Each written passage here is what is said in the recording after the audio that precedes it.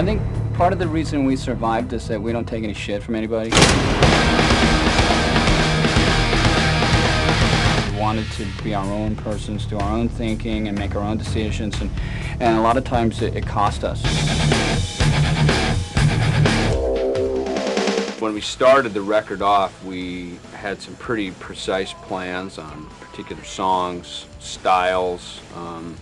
We had to go back and research and listen to records from the 70s, disco records, Fleetwood Mac records. We listened to all kinds of stuff that we traditionally wouldn't just put on in our cars, you know, and listen to. Actually, the title risk for this album is about as fitting as it gets.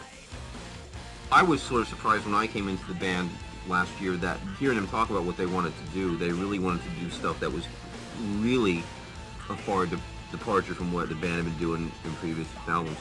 So, sort of exciting, I think.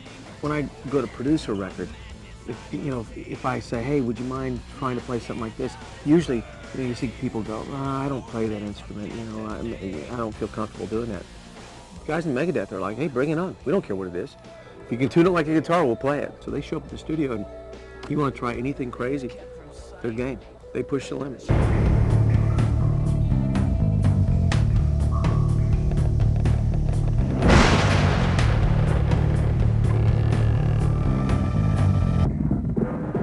Right now, you see the majority of the metal bands went the way of death and black metal and doing the rah, rah, and it sounds like the Cookie Monster's their front man. We kind of went the way of heavy metal hard rock, which is more, the new wave of British heavy metal meets the British invasion with bands like the Beatles and Led Zeppelin and the Stones and stuff like that. Stuff that's really melodic but still, heavy to some degree. I think there's songs that people who would never even contemplate buying a MegaDeth CD are going to hear some of this stuff and go, this is pretty interesting, maybe we should check this out.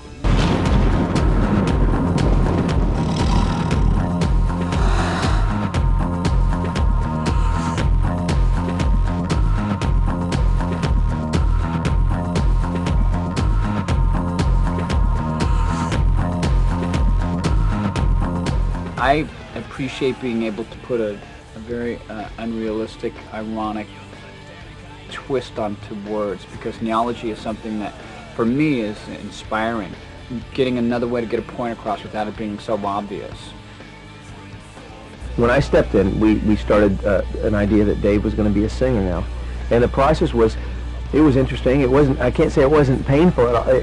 Dave is the kind of guy. He walks into the studio and you say, Dave, you gonna warm up your voice? And Dave looked at me like, what? Huh? I said, you're gonna warm up, do some vocal exercises. He grabbed a waistband and he went, okay, I'm ready. And that was it.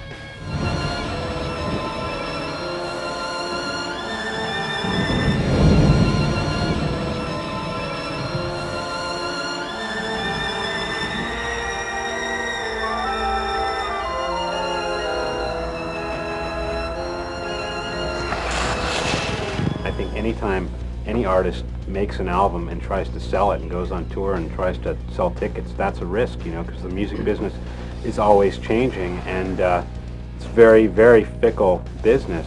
People might not like us anymore. Fickle? It's fickle, man. We might be history tomorrow, or we might be gods. We'll be one or the other.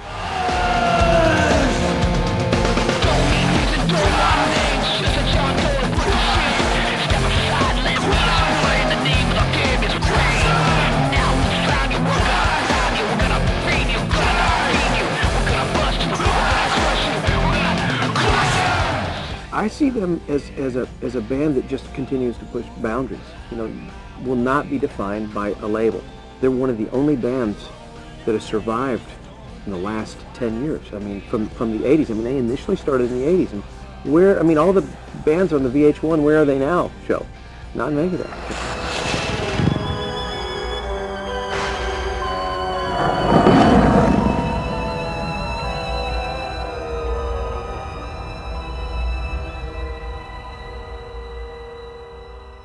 I don't think we're trying to suggest that anybody lash out at things instead of look inward to find out what the real problems are with themselves.